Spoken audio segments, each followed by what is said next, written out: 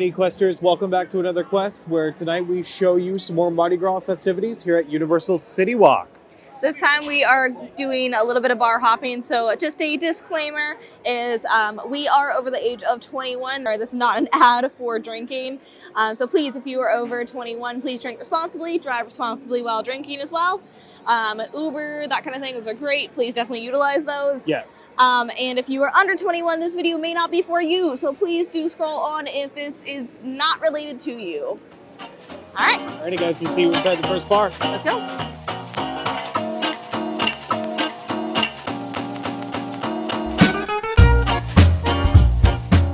Okay, one thing I do want to preface before we get started, the music is not copyright by us. It is copyright in general by Citywalk and Universal. We do not own this music, so if you are hearing it, it is from that. We are going to do our best to try to block it out as much as we can so we don't fall into any copyright issues or anything like that. So, just a fair warning. Our first stop tonight is the Cursed Coconut Club right out on Universal Citywalk. It is a Universal mainstay. It gets dressed up and in the holiday spirit all the time during Halloween. We know it as the Dead Coconut Club. During Christmas, it's the Red and Green Coconut Club. And of course, during Mardi Gras season, it is the Cursed Coconut Club. They are only open certain days of the week. So currently for this, it is only during Mardi Gras at Universal itself, so it's going to be from February 1st to March 30th. It will only be open from Wednesdays to Sundays starting at 5 p.m. since it is technically considered a nightclub / bar. I'm very excited for us to go on in tonight. No, we haven't seen it yet. Haven't seen it yet, yeah.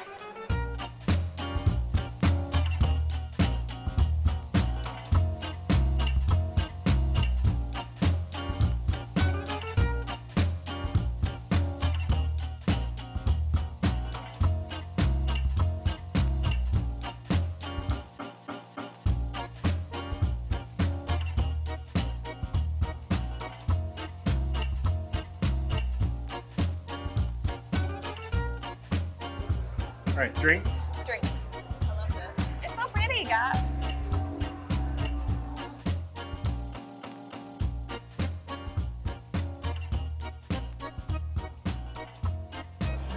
Okay, so far what's been so cool, I've really enjoyed it. I love that there's an actual fortune teller there. It seems like the table is sticky. It seems like she'll actually tell your fortune, which is really neat. And she does a whole thing and lights go off and noise happens. And then they even have one of those box fortune tellers. So I got one of those, which is really, really neat. It wouldn't go off for Jacob, but No. unfortunately. But it's been really neat that everything seemingly does something. I do really enjoy this. I feel like this one's a lot more immersive than I feel like there's a lot of moving parts that there aren't normally. Yeah. I mean, when it was Red and Green, we had the games and stuff that we could play. Yeah. But this is a lot more detail got put into it. Yeah. All right, so first up, I got the Eclipse Martini, which is 360 vodka, Madagascar vanilla de Kuiper, cream de cacao, cold brew concentrate, and simple syrup with gold glitter spray. Kind of looks like a beer in the light. a little bit, yeah.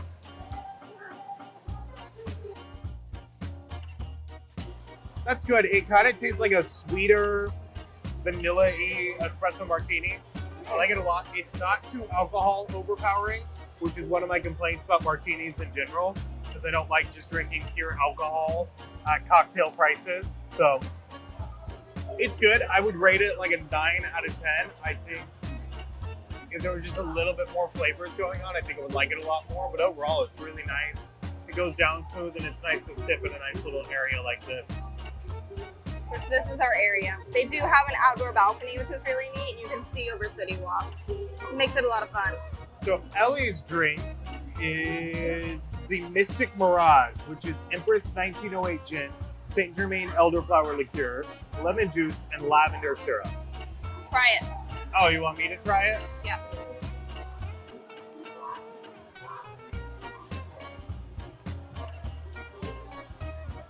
Oh. We're stirring.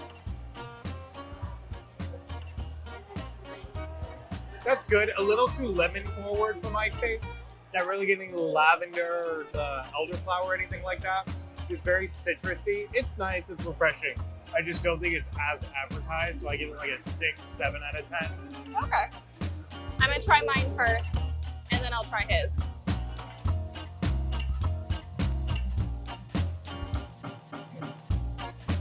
Okay, that is nice. It is very gen forward. It very much is supposed to resemble a highball. Or not gen forward. Did I say gen forward or lemon forward? It's very lemon forward, what I was trying to say. It is really refreshing though, I'll give them that. And that is a nice gin. I do really enjoy that gin. So it tastes really smooth. But it is very tart. So it's definitely, I'll give it an 8 out of 10, make it a little bit sweeter and we'll be good. I'm gonna try his now. It smells really good. That's good. It has a good cold brew bitterness in the back. That little cold brew spike going on. But up front on your tongue, that cold brew is really, really smooth. I think it might be paired with that vanilla bean, which makes it so smooth. But I do really like that flavoring. It's really good. I'm glad they didn't bog it down with ice. That would have made it. You never ice the martini. No, but I know, same bar. it's a bar. So, but I'm glad that they did it properly. So it is really good. I do really enjoy that. I'm gonna give that a 9 out of 10. So tell me your thoughts on the Cursed Coconut Club and Red Coconut Club as a whole overall. Of all of it, and even Halloween. Just like Cursed Coconut Club and just how the quality of drinks are, Red Coconut Club, not specifically like. Okay, gotcha. Okay, so the Cursed Coconut Club, it's one of my favorite bars, slash it's also considered technically a nightclub, because there is dancing involved. So it's one of my favorite places to go because of the theme changes every season, which is really fun. It makes it really enjoyable and different every time. So that's really neat. The drinks, they're always really good, but I will say expect high prices. It is in a theme park, and don't expect necessarily the quality you would get with a professional. I don't want to say, because the bartenders are professional bartenders, but they're not going to be necessarily the same kind of quality, because again, it is a theme park. So do keep that in mind. You are going to get theme park prices and quality as well, which everything that we judge and rate everything off of is based on that assumption. So do please keep that in mind for sure. I really enjoy them. I do think they're really fun and really good. I do feel like they create everything really well and very authentically. Like even our martini had no ice in it, even though it wasn't a plastic cup. Because it's nighttime, so you don't want everyone walking around with glasses, especially in an environment like that. So I think they're always really good. I really enjoyed our drinks tonight as well. I thought they were really fun. So yeah. So I think the Cursed Coconut Club is very fun this year, especially compared to last year. There's a lot more like interactive and Agreed. fun elements. The fortune teller, the other fortune teller, the machine one, face painting, just all those fun little details. I love like the design that had all the old Mardi Gras medallions, because it's the 30th anniversary of Universal Studios celebrating Mardi Gras. Just seeing all the different medallions from years I didn't go was really cool to get to see as a theme park history nerd. The drinks are good. They are a little bit, I would say pricier, but you're talking at $1 to $2 more than cocktails you would get in like any other entertainment district area. So they're not too bad. Even then, some of them equal out, and they're really good quality and they taste really good. So I think if you're going for like a true mixologist experience, it's not gonna be the best thing you've ever had. But if you're someone that enjoys the pre-made cocktails that most theme parks come with, and tasting them and trying them and seeing the theming and stuff like that, I think you'll have a lot of fun. And the fact that this is a bar that changes out every season for the most part, I mean 3 times a year I can think of where it's completely different. 2 of them where it's back to back, literally they close HHN, take a week off, and then they're ready for Christmas. is really exceptional and amazing and impressive. So it is one of my favorite things about living in Florida, and I really love it over any Disney Springs bar. It's one of my favorite bars in the theme park area. All right, so we're heading up to, we're at Pat O'Brien's now. And we're going up to, they have a secret speakeasy during Mardi Gras season, which is really cool. So we're heading up right now. Now keep in mind, you may need to show your ID if you do this. There also is a password. We will share that with you afterwards. Oh, I shouldn't have had a drink and then tried to go upstairs. I know.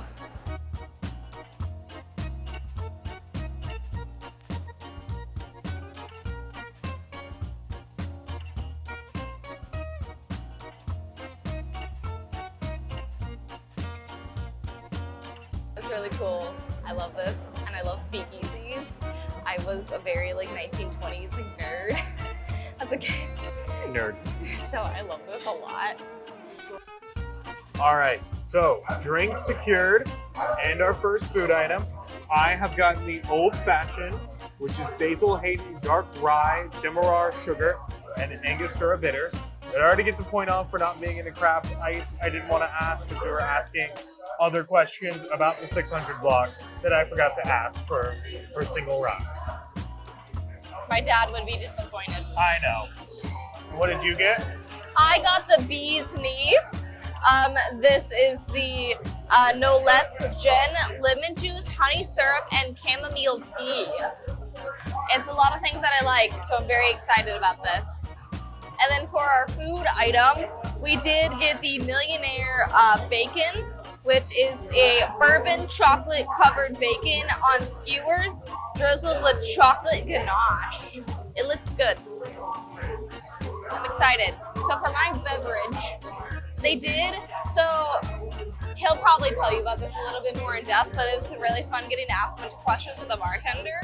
They specifically created this place. It sounds like this year, we don't know if it was last year, but the bartender said they've only been doing this for 4 weeks.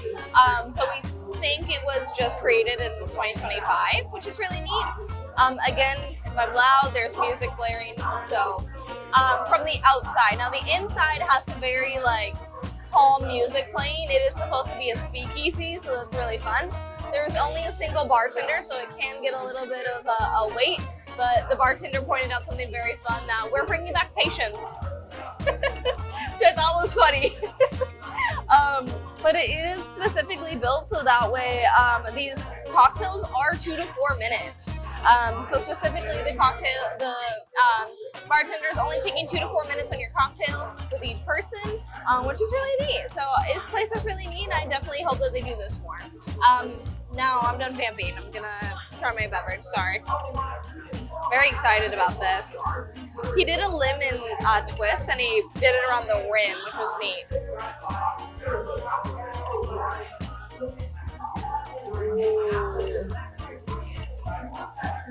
I might need to get a bee's knees more often. That's really good.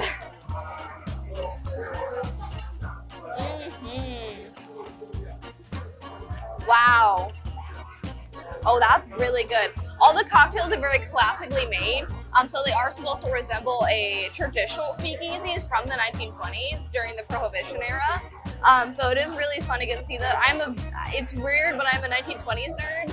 I loved studying the Prohibition era, which was really, really cool. So I absolutely adore this. This is such a good cocktail. This is so good. It's gin, lemon juice, honey syrup, and chamomile tea. Chamomile, none of it is overpowering. It all just flavors together really, really well. It is very, very good though. I really enjoy this cocktail, 10 out of 10. All the flavor profiles mixed together really, really well. We dancey dance to the music from outside. With my bee's knees. Bee's knees. I don't have bees on my knees though. All right, let's try this. Oh, it smells good. I like the Demerara sugar. That's actually what they would have used back then. I almost said back here. Back here. Then. We've had a drink, and we have not had food yet, so. That's really good. It's a sweeter old fashioned. I mean, they did use a rye whiskey in there. Yeah, they did use a rye whiskey in there, which is a little bit sweeter than most bourbons. Doesn't have a lot of spice to it. So it goes down real smooth, and they use Demerara sugar, which is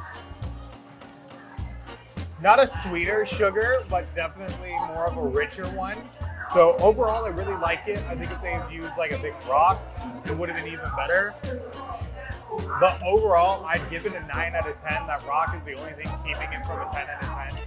Because it's sweet, it's nice, it's got the whiskey notes that I enjoy, but it's not overpowering. It feels like I'm just drinking straight bourbon.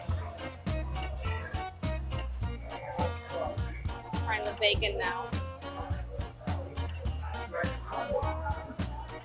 Bacon's good. It's got a sweetness to it. It's not like usual like candy bacon you find. It's got that nice spice to it. It's just a sweet. It's just covered in different like chocolates and stuff like that. And then I'm getting a little bit of that bourbon note. Not a huge amount though. So I'm excited to try the beignets we have coming up here in a little bit. But yeah, it's really good. It's decent considering that they've just had this, I'm assuming in a cooler because the guy brought it out really quickly. So there are a couple of food items that have to be made downstairs. Some of it's up here, so I'm sure if we got the charcuterie in a cup, it would have been brought out to our table, lickety split. But overall, I'll give it an 8 out of 10. It's real solid. The bacon is, it's really good. It's got a really good spice to it. The chocolate adds a really good smooth flavoring and a really good sweetness to it. Though I will say the bacon is cold, which does throw me off a little bit. But it is good, so the coldness makes it a little harder. But it does definitely keep it from like having that weird fatty chewiness, which I don't like with bacon. So I do actually really enjoy it. I do wish for the portion amount though and the price it was a little bit more. You only get 2 skewers for almost $10. It's kind of crazy. But I do like it. I'm gonna give it an 8 out of 10, I think. All right, the beignets have arrived. We got delivered in like a bag and I love it. Beignets are made downstairs in the kitchen. They don't have one up here, but they do come in a bag. They smell amazing. It weirdly enough smells a little like chicken because they're made in the same kitchen. But they smell, oh my, look at that. Oh, those look good. Bro, those look so good. So those are beignets. For those that don't know, they're like a donut covered in powdered sugar. They're delicious. I gotta pick a good one.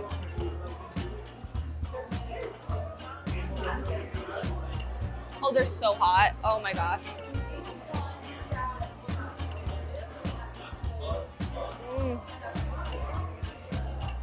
The ones in the park are a little bit more shaped and traditional. These have a really good powdered sugar level, I will say that. They're a little oily on the inside, which is okay. Doesn't quite have the layering that you would want. Oh, it's struggling to focus, but we got it. It's okay. We're doing our best out here with this lighting. But they do still have really good flavor. I'm excited. I'm going to try them with the chocolate sauce that it comes with. Because yes, it comes with a chocolate sauce. Look at that. Look at that. Oh, delicious. Ah!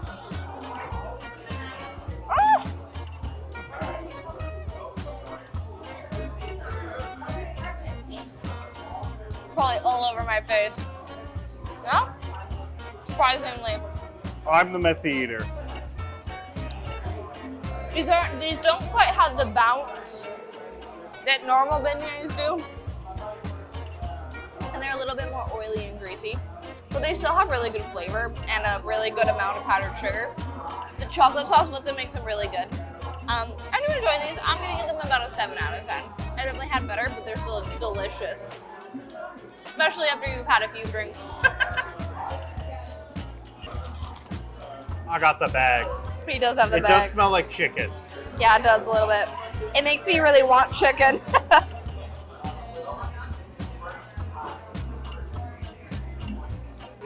Honestly, they're a little crispier than I would like them to be. Yeah. They're just more like sopapillas than beignets. Okay, yeah. Which isn't bad because I like sopapillas. But I need those drizzled in honey and cinnamon sugar, not powdered sugar. So overall, I'm gonna try it in the sauce. Sorry if it's a little wiggly. I was trying to get the sauce for him. The ones in the park are better. I will admit that. These are probably about a 7 out of 10. Yeah. Which is the ones in the park I'd say were about an 8 or a 9 out of 10. Definitely more authentic, I guess. But these are good and these are fun considering how many you get for the price. Yeah. And the presentation. I mean, it's just fun. Also, you get a fun souvenir plastic bag for Pat O'Brien's.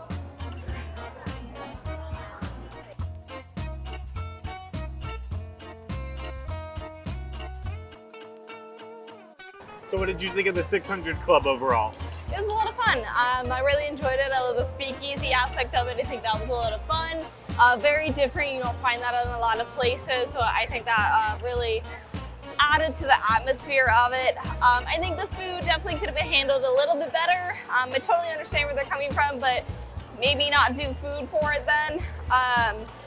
Maybe add another section of drinks, but I do understand that you only had one person in there. Maybe adding two may have been a good idea. But again, it is a speakeasy, so it is supposed to be personalized and very short cocktails, so then that way the bartender can spend a little bit more time with you and your cocktail is more handcrafted instead of just poured out of a thing. I really enjoyed it. I think that was really, really neat. As the nerd in me of speakeasies, really, really enjoyed that. I think it's really fun. Every bar I seem to go to down here is always a lot of fun and really, really cool. So I'm definitely finding more and more that I do really enjoy the bar life in Universal. I think that's really, really fun. And what do you think of Mardi Gras Citywalk style? I think Mardi Gras Citywalk is really neat. They did an after party thing, which is really fun, where it's basically just some stilt walkers and some music. That was really cool. I do wish there was maybe a little bit more going on. I believe that there is, I don't know where it is. I'm sorry, but I do know that there is a cookie somewhere in Citywalk that is, it might be a donut, it might be Voodoo Donuts, that has like a Mardi Gras themed item. But that's kind of it. So I do kind of wish there was maybe a bit more going on. Now I do understand that it is a little bit hard to do, so, and it's very pricey and very elaborate. But I do think that would maybe add to it a little bit more, maybe make it more of something to do at the nighttime than just the two bars and some dancing. Now, do I think I had a lot of fun? Yes, I definitely do. And I did enjoy my time. All right, what did you think of Pat O'Brien's? I thought the 600 Club was very fun and unique for a theme park style attraction, we'll call it. I mean, you don't have a lot of speakeasies that actually require a password. I mean, we heard a DJ say it out loud tonight. I don't know if people realize that was the password or not, but they did say it. So it's a lot of fun to like see that kind of style get embraced.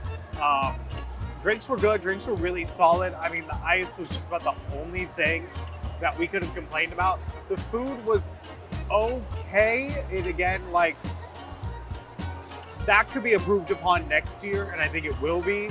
But I think for this year and what they're trying to do, I think the personalized cocktails and the old style menu really worked in their favor. And who doesn't love having a bouncer at the door of your bar that you gotta talk to before you go in? I actually was scared to film it. That's why we don't have any footage of it. But Bouncer was scary. Overall, I think Mardi Gras Citywalk style is a lot of fun. It's a lot more of what you see at like something, say, Disney Springs. So, I mean, Epcot does a lot of festivals, you know, everybody gets dressed up and gussied up for the holidays, but overall, you don't really see like fun themed overlays and whole new bars opened up for just a single season and stage of the year for an entertainment district. And the other thing I do love is several places in the Cursed Coconut Club, we talked about it a little bit, let you recycle beads. I mean, we saw last year several people with just full like baby strollers full of beads. So the fact that Universal has now come in and given you a way to properly recycle them in a fun and meaningful way so that they can be used later on throughout the season or even say for next year is kind of fun, and I hope it is something that sticks around for a long time. Alrighty guys, with that, it's gonna come to another end of a quest here at Universal Citywalk. What was y'all's favorite part? What did you enjoy? What cocktails do you think we should have tried? And what are some places that you like to go during normal hours, not during Mardi Gras? Yeah, so until then, guys, we hope you leave a like, comment, and subscribe to our channel. It really help push us engagement. We're a quarter of the way there to being able to monetize and having 1,000 subscribers, We're getting there. which is such a good feeling. We really appreciate y'all and everything that you do for us. So we hope to just keep pushing and doing more content that y'all like. So please be sure to let us know. Follow us on our socials. We are on TikTok and Instagram. And We're gonna Twitter. and Twitter. We're going to be posting a lot more on there. So until then, guys, we'll see you on our next quest. Bye. Bye.